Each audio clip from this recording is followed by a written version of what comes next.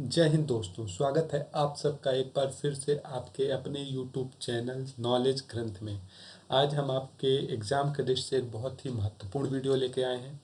अगर आप UPSC, MPPSC या स्टेट सिविल सर्विसेज की तैयारी कर रहे हैं, तो अगर आप जैसे ही आप ज्योग्राफी स्टार्ट करते हैं तो एस्ट्रोनॉमी आप जब पढ़ते हैं तो आपके दिमाग में सबसे पहले आता है, आपके सामने क्वेश्चन आता है कि ओरिजिन ऑफ सोलर सिस्टम।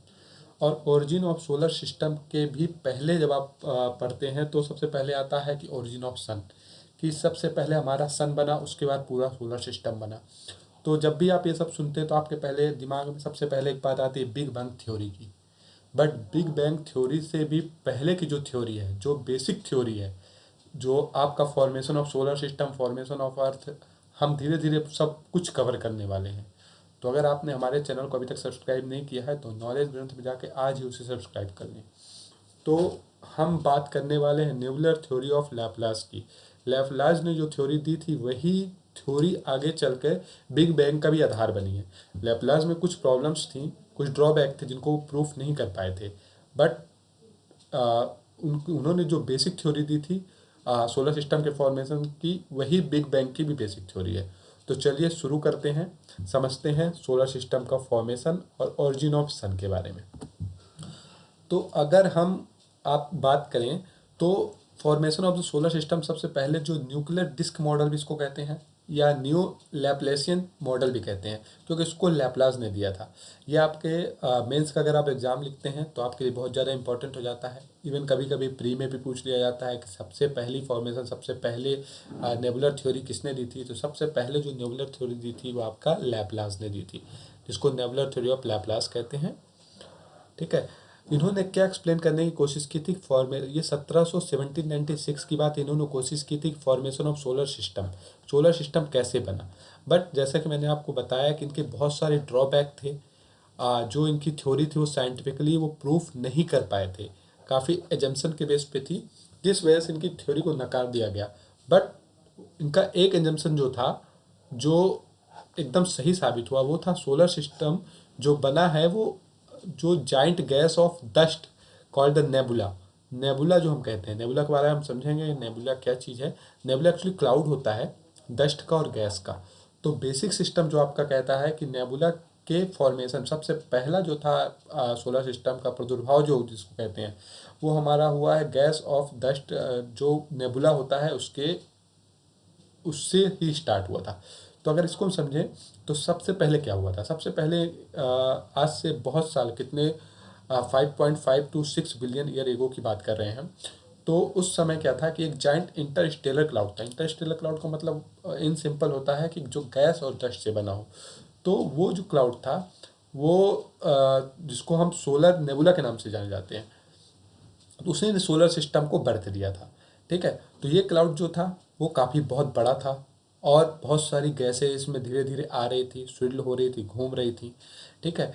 तो धीरे धीरे क्या हुआ कि नेबुला जो था, नेबुला मतलब गैस का क्लाउड जो होता है, जैसे आपका नॉर्मल वाटर वाला क्लाउड होता है, वो क्या होता है धीरे धीरे डेंस होना स्टार्ट होता है। जब उसमें वाटर के जो मॉलिक्यूल्स होते हैं वो एक्यूमुलेट होना स्टार्ट हो जाते हैं तो वो बहुत ज़्यादा डेंस हो जाता है, और डेंस होने से क्या होता है कि वो बरस जाता है, उसको हैंडल नहीं कर पाता। उसी तरह ये नेबुला का जो क्लाउड था, इसका ये कोलैप्स होना स्टार्ट हुआ करीब 5.5 to 6 बिलियन ईयर एगो। और जो सन और जो प्लैनेट जो फॉर्म हुए वो करीब 4.6 बिलियन ईयर एगो। मतलब करीब 1 बिलियन ईयर साल तक ये प्रोसेस चलता रहा, उसके बाद ही 4.6 बिलियन ईयर एगो ये आपका सन जो है वो और प्लैनेट जो है फॉर्म हुए। जब भी हम ओरिजिन ऑफ ह्यूमन की बात करते हैं तो सबसे पहले थ्योरी में समझ में आती है, क्योंकि ह्यूमन का जो ओरिजिन करीब हम मानते हैं जो सबसे पहला था वो करीब आपका 3 बिलियन ईयर एगो करीब मानते हैं उसको। ठीक है। तो हम समझते हैं आगे कि एक्चुअली क्या हुआ था। इसका कहने का मतलब यह है कि जो क्लाउड था वो करीब सेवरल लाइट ईयर्स जो होती है डिस्टेंस होती है, आपको पता होना चाहिए। तो इसका पहले स्मॉल ओवर डेंसिटी, धीरे धीरे क्या हुआ कि जब क्लाउड्स, जब गैसेस थी और जो पार्टिकल, डस्ट पार्टिकल धीरे धीरे जब एक पास आने लगे तो ओवर डेंसिटी होने लगी। ओवर डेंसिटी मतलब ये बहुत ज़्यादा डेंस होने लगे, और इसके डेंस होने की वजह से क्या हुआ, कॉन्ट्रैक्शन स्टार्ट हो गया। कॉन्ट्रैक्शन का मतलब होता है आपका कि वो जो है कॉन्ट्रैक्शन का मतलब आप समझिए कि जैसे एक एक्सपेंड फैल रहा है, और कॉन्ट्रैक्शन का मतलब सिकुड़ रहा, संकुचन इसको कहते हैं। तो वो धीरे धीरे स्टार्ट हुआ, और ये धीरे धीरे इतना तेज स्टार्ट हुआ कि वो फास्टर कॉन्ट्रैक्शन होने लगा। मतलब उसके आसपास के जितने भी क्लाउड्स थे उसको उसने अंदर ले लिया, जितने भी डस्ट से उसको उन्होंने अंदर ले लिया। तो हम आगे समझेंगे ऐसा क्यों हो रहा था। तो अगर इनिशियली की बात करें तो मोस्ट ऑफ द मोशन में जो क्लाउड का पार्टिकल था वो रैंडम था। मतलब जब सबसे पहले ये स्टार्ट हुआ तब जो क्लाउड के पार्टिकल्स थे वो रैंडम थे। मतलब वो एक ही गैस से नहीं बने हुए थे, डिफरेंट गैस से बने हुए थे। धीरे धीरे सारी गैसें आपस में पास आ रही थी, डस्ट पार्टिकल धीरे धीरे पास आ रहे थे। तो क्या हुआ कि नेबुला का जो रोटेशन था वो नेट रोटेशन था, मतलब धीरे धीरे रोटेट हो रहा था, क्योंकि उसको एनर्जी नहीं मिल रही थी। बिकॉज सारी गैसेस जो थी वो डिफरेंट गैसेस थी, वो एक साथ एक्यूमुलेट नहीं हुई थी कि उसको इतनी एनर्जी दे पाते। धीरे धीरे जब ये कोलैप्स होने लगी, गैसें आपस में पास में आने लगी, तो रोटेशन स्पीड क्लाउड की जो वो इंक्रीज हो गई। किस लिए इंक्रीज हो गई? Conservation of angular movement. अगर आपने कंजर्वेशन ऑफ एंगुलर मूवमेंट पढ़ा होगा तो उसमें आपने पढ़ा होगा जब तक कोई एक्सटर्नल फोर्स नहीं आता तो उसका एंगुलर मूवमेंट जो होता है वो बढ़ता ही जाता है, जब तक उसको कोई रोकने की कोशिश नहीं करता। वही चीज़ हुआ, धीरे धीरे जब क्लाउड कॉन्ट्रैक्ट होने लगे तो इसका angular conservation of angular momentum की वजह से धीरे धीरे बढ़ने, तेज से घूमने लगा। और जब ये तेज से घूम रहा था तो उस टाइम ग्रेविटेशनल कोलैप्स जो था वो स्पिन एक्सिस पे। ग्रेविटेशनल कोलैप्स का मतलब क्या हुआ? हर चीज़ की ग्रेविटेशनल फोर्स होती है जो इसको बांध के खींच के रखती है। जैसे अर्थ का ग्रेविटेशनल फोर्स जिसकी वजह से हम सब बंधे हुए हैं। अगर अर्थ का ग्रेविटेशनल फोर्स खत्म हो जाए तो अर्थ में जितनी भी चीज़ें लगी हुई हैं वो गिर जाएंगी।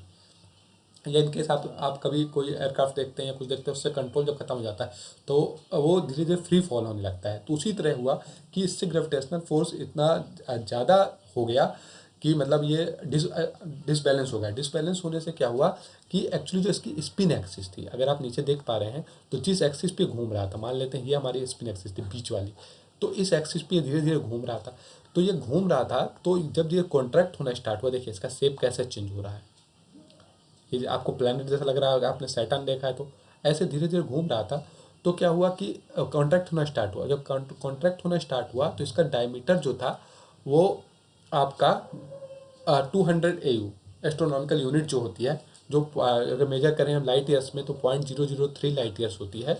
तो उसका मोस्ट ऑफ द मास जो था वो सेंटर पे आने लगा। बिकॉज आपको पता है कि कोई भी चीज़ स्टेबल होने की कोशिश करती है, जो चीज़ स्टेबल होने की कोशिश करती है वो डेंस होने की कोशिश करती है। डेंस होने के चक्कर में क्या हुआ कि सारे जो डस्ट पार्टिकल थे उसका ग्रेविटेशनल फोर्स सेंटर पे ज़्यादा था। जब ग्रेविटेशनल फोर्स सेंटर पे ज़्यादा था तो सब पास में आके एक्यूमुलेट होने लगे, और एक्यूमुलेट होते होते ये देखिए ये क्या बन रहा है धीरे धीरे, अगर आप देख पा रहे हो तो बीच में जो बन रहा है ये सन जैसा ही कुछ है, बट इसको सन नहीं कहते, हम प्रोटोसन कहते हैं। ठीक है, तो आगे चलते हैं, आगे समझते हैं। अगर आप इस इमेज को देख पा रहे हैं तो देखिए हम जैसे स्टार्ट करें, सबसे पहले ये था नेबुला।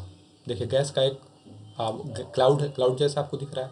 इसके बाद क्या हुआ, धीरे धीरे घूम रहा था तो सेंट्रीफ्यूगल फोर्स की वजह से जो हल्के लाइट जो एटम्स थे, मॉलिक्यूल्स थे वो बाहर आ रहे थे, और जो हैवी मेटल्स थे और हैवी गैसेस थी वो अंदर चली जा रही थी। तो उस समय क्या हुआ कि यह आपका इस शेप में आने लगा, क्योंकि तेज से जब कोई घूमती है तो कोई भी सेंट्रीफ्यूगल फोर्स लगता है। जब जैसे आप पानी की बकेट लीजिए, उसको जब घुमा के आप पानी फेंकेंगे तो क्या होता है, पानी धीरे से घूमता हुआ। या आप जब भी एक पत्थर किसी उस पर डालते हैं, किसी तालाब वालाब में डालते हैं, तो आप बीच में डालते हैं तो उसके बगल में देखते हैं कि आप क्या बनने लगता है, स्विर्ल बनने लगता है। वैसे ही होता है सेंट्रीफ्यूगल फोर्स। सेंट्रीफ्यूगल जो बाहर की तरफ लगे, तो जब कोई चीज़ रोटेट होती है तो उसमें सेंट्रीफ्यूगल फोर्स लगता है। तो सेंट्रीफ्यूगल फोर्स लगने से क्या हुआ कि जो बाहर के जो हैवी कण थे, हैवी मॉलिक्यूल जो बाहर आने लगे, जो हैवी थे जो अंदर जाने लगे, जो लाइट थे वो बाहर आने लगे। ठीक है, तो धीरे धीरे क्या हुआ, रोटेशन की स्पीड बढ़ती गई कंजर्वेशन को, क्योंकि उसको रोकने कोई इसको एनर्जी मिलती जा रही थी, क्योंकि वो कॉन्ट्रैक्ट होता जा रहा था, एनर्जी इसको मिलती जा रही थी, और इसको रोकने वाला कोई था नहीं। तो कंजर्वेशन ऑफ एंगुलर मोमेंटम की वजह से धीरे धीरे धीरे, तीसरा नंबर पॉइंट देखिए कैसा हो रहा है ये आपको। फोर्थ नंबर देखिए आपका कैसा हो रहा है, धीरे धीरे ये अलग होने लगे। और फिफ्थ नंबर देखिए आपका, it's look like your solar system, जो अभी हमारा प्रेजेंट सोलर सिस्टम वैसा कुछ दिख रहा है। ठीक है, तो आशा करता हूँ आपको समझ में आ रहा होगा। धीरे हम इसको और अच्छी तरह से समझने वाले हैं। वीडियो पूरी लास्ट तक देखिएगा, आपको पूरा समझ में आने वाला है। तो अगर इसकी समरी की हम बात करें कैसे हुआ, तो जैसा मैंने आपको बताया कि नेबुला जो था, जो क्लाउड था वो धीरे धीरे कोलैप्स होना स्टार्ट हुआ, जिसको gravitational collapse, because gravitational force की वजह से उसका सेंटर पे जो ग्रेविटेशनल फोर्स था उसने बाहर की चीज़ों को खींचना स्टार्ट कर दिया, और धीरे धीरे ये ग्रेविटेशनल अनस्टेबल हो गया। ग्रेविटेशनल स्टेबल हो गया मतलब ग्रेविटेशनल अब चीज़ें खींच रही थी और एक टाइम आता है कि कोई भी फोर्स जो होता है वो अनस्टेबल हो जाता है। उस अनस्टेबल की वजह से क्या हुआ कि अब ये क्यों किस रीजन की वजह से हो रहा था, तो कहीं पे आसपास जो सुपरनोवा क्लाउड्स है, सुपरनोवा होता है तो सुपरनोवा स्टार्स टाइप के होते हैं उनका, वो भी एक टाइप का स्टार, सन भी एक टाइप का स्टार ही है। तो सुपरनोवा की वजह से क्या सेंट वहाँ पे कहीं पे आपका ब्लास्ट टाइप हुआ था, ठीक है। जैसे कॉन्ट्रैक्शन हो रहा था, कहीं पे एक्सपेंशन भी हुआ होगा, एक्सपेंशन हुआ होगा तो वहाँ पे कहीं भी ब्लास्ट हुआ होगा। तो हाई ब्लास्ट की वजह से कुछ शॉक वेव्स आई थी, ठीक है। तो जब भी कोई ब्लास्ट होता है तो वहाँ से जैसे आपका अर्थक्वेक भी होता है तब भी कुछ वेव्स आती हैं, उसी तरह शॉक वेव्स आई थी, ठीक है। जो तो स्पेस के पास से उसने इसको अनबैलेंस कर दिया, ठीक है। जो क्लाउड था जो घूम रहा था इसको अनबैलेंस कर दिया, बिकॉज डिफरेंट टाइप से डिफरेंट साइज से इसको फोर्स लगा। तो जैसे ही अनबैलेंस हुआ तो गैस जो डस्ट और गैस थे वो धीरे धीरे सेंटर की ओर खींचने लगे बहुत ज़्यादा। और जैसे ही सेंटर खींचने लगे, सेंटर आपका डेंस और हॉटर होता गया, क्योंकि आप जब कोई चीज़ आप बहुत पास में क्लाउड्स आते हैं एक्यूमुलेट होते जाएंगे तो उसकी एनर्जी इकट्ठी हो जाएगी, एनर्जी इकट्ठी तो एनर्जी कन्वर्ट होगी, वो एनर्जी कन्वर्ट हुई आपकी हीट एनर्जी में। तो एक तो डेंस होता गया, ऊपर से हीट। अभी क्या हुआ कि इंक्रीजिंग, और उसकी वजह से क्या हुआ कि ग्रेविटी की ओर बढ़ती गई और उसने जो और डस्ट पार्टिकल्स थे और डस्ट क्लाउड्स थे उनको अपनी ओर खींचना स्टार्ट कर दिया। इसको snow ball effect, snow ball effect मतलब जैसे आपका स्नो आपने देखी है, उसके जब बॉल्स बनते हैं तो क्या होता है, पहले धीरे धीरे वो बहुत लाइट होता है। आपने देखा स्नो कितना बिल्कुल कॉटन की तरह बहुत हल्का होता है, धीरे धीरे कॉन्ट्रैक्ट होते हैं, उसको जब दबा देते हैं तो कैसा हो जाता है, वो आपका हो जाता है एकदम पत्थर की तरह और ठोस हो जाता है। सेम वही चीज़ हुई, जिसने अब इसने और ज़्यादा स्नो जैसे आपके क्लाउड्स लेने स्टार्ट कर दिए तो और ज़्यादा हार्ड होता गया और उसकी हीट एनर्जी बढ़ती गई। जब इसकी हीट एनर्जी बढ़ती गई तो आपका मानिए 99.9% जो मटेरियल था उसका, उसकी ग्रेविटेशनल फोर्स की वजह से वो सेंटर पे चला गया। और जब सेंटर पे गया तो एक प्रोटोसन टाइप बन गया। प्रोटोसन का मतलब होता है कि आपका सन टाइप ही एक ऐसा ही आकार बन गया जो जिसके अंदर हीट बहुत ज़्यादा थी, एनर्जी बहुत ज़्यादा थी, ग्रेविटेशनल पुल बहुत ज़्यादा था, बट इसकी जो लाइट जो थी इससे नहीं निकल रही थी, ठीक है, जिसको सनलाइट आज हम कहते हैं वो नहीं निकल रही थी। धीरे धीरे क्या हुआ कि धीरे धीरे और सेंटर जो था वो और ज़्यादा इनफ बहुत ज़्यादा मतलब और हॉट होता गया। और जब हॉट होता है कोई चीज़ तो आप एक ऐसा टेम्परेचर आ जाता है जहाँ पे न्यूक्लियर फ्यूजन होता है। न्यूक्लियर फ्यूजन अगर आपने न्यूक्लियर रिएक्टर्स के बारे में पढ़ा होगा, न्यूक्लियर फ्यूजन होता है, दो जब आपस में हाइड्रोजन और हीलियम उसमें सन में जब फ्यूज हुए तो बहुत ज़्यादा एनर्जी निकली, लॉट ऑफ एनर्जी। और वही एनर्जी जो आज हम देख रहे हैं वो आज तक वो प्रोसेस हमेशा चलता आ रहा है करोड़ों वर्षों से, बिलियन वर्षों से, और वो वही एनर्जी आज हमको सनलाइट के रूप में दिखती है, ठीक है। तो आपका न्यूक्लियर फ्यूजन होना और उसकी वजह से जब ये निकली सनलाइट निकलने लगी तो इसको हम क्या कहने लगे, सन। तो इस तरह से हमारा सन का क्या हुआ, फॉर्मेशन हुआ। तो सन का फॉर्मेशन आपको समझ में आ गया। ग्रेविटेशनल फोर्स की वजह से नेबुला जो था और उसने क्या किया और डस्ट पार्टिकल खींचना स्टार्ट कर दिया और बहुत ज़्यादा हार्ड होता गया। तो उसके अंदर जो एनर्जी थी वो कन्वर्ट होने गई हीट एनर्जी में, और हीट एनर्जी इतनी हाईएस्ट टेम्परेचर पे पहुंच गई कि जब उतनी हाईएस्ट टेम्परेचर पे पहुंच गई तो वो आपका हीट एनर्जी जो है लाइट एनर्जी में कन्वर्ट होकर लाइट हमें निकलने लगी, और ये प्रोसेस आज तक चलता रहा। तो इस तरह से हुआ हमारा सन, जो इस तरह से हमारा बना। बट ये प्रोसेस फिर बंद कैसे हो गया, आपके अगर आप यूपीएससी एस्पिरेंट है या आप सिविल सर्विस एस्पिरेंट है तो आपके दिमाग में ये बात आनी चाहिए कि ये फिर बंद कैसे, प्रोसेस बंद कैसे हुआ। आपने जैसे बोला था कि कंजर्वेशन ऑफ एंगुलर मोमेंटम था, तो अभी ये क्या हुआ, तो एक्चुअली हर चीज़ की एक स्टेबिलिटी हो जाती है। फिर देखिए जैसे जैसे टेम्परेचर इंक्रीज होता गया, ठीक है, और डेंसिटी इंक्रीज होती गई सेंटर की तरफ, तो उसने एक प्रेशर बाहर की तरफ लगाया, ठीक है। जो नेट प्रेशर जो था वो बाहर की तरफ लगाया, और जो आपका ग्रेविटेशनल फोर्स की वजह से चीज़ें अंदर आ रही थी, ठीक है, वो इस फोर्स के साथ बैलेंस हो गई, जिसको हाइड्रोस्टैटिक इक्विलिब्रियम आप समझते हैं। हाइड्रोस्टैटिक इक्विलिब्रियम का मतलब होता है कि आपका ये आपने फ्लूइड मैकेनिज्म में अगर आपने पढ़ी होगी तो फ्लूइड मैकेनिज्म में जब फ्लूइड का जो होता है ट्रांसफर बंद हो जाता है, एक फोर्स लगता है अंदर की साइड से। सिंपल चीज़ समझिए, जैसे कि आपका कुछ भी एक आप वाटर बबल समझ लीजिए, वाटर बबल समझिए। वाटर बबल में क्या होता है, एक अंदर से एक फोर्स लग रहा होता है, एक ऊपर से फोर्स लग रहा है। ये जब फोर्स दोनों इक्वल रहते हैं तो आपका वाटर बबल बन जाता है, ठीक है। और अगर ये फोर्स ज़्यादा हो गया तो बबल फूट जाएगा, ये फोर्स अगर ज़्यादा हो गया तो बबल फूट जाएगा। उसी तरह देखिए क्या हुआ है, एक की सेल्फ ग्रेविटी आपको दिख रहा है, अगर आप यहाँ पे देख पा रहे हैं तो यहाँ पे सेल्फ ग्रेविटी की वजह से जो फोर्स लग रहा था अंदर की साइड, और एक गैस का जो प्रेशर था अंदर, जो इतनी सारी हाइड्रोजन और हीलियम हाइड्रोजन और हीलियम गैस थी, इसका जो प्रेशर था, इन दोनों ने एक दूसरे को बैलेंस कर दिया। और जैसे ही दोनों बैलेंस हुआ तो धीरे धीरे क्या हुआ कि इक्विलिब्रियम की पोजीशन पे आ गए, और ये इक्विलिब्रियम पोजीशन आज तक चल रही है। आज तक उसमें फ्यूजन हो रहा है, एनर्जी निकल रही है, इक्विलिब्रियम हो रहा है। ठीक है, तो आशा करता हूँ ये आपको वीडियो समझ में आया होगा। आगे हम और आगे बढ़ाने वाले हैं, हम समझने वाले हैं ओरिजिन ऑफ सोलर सिस्टम और प्लेनेट कैसे बने, ओरिजिन ऑफ अर्थ कैसे हुआ।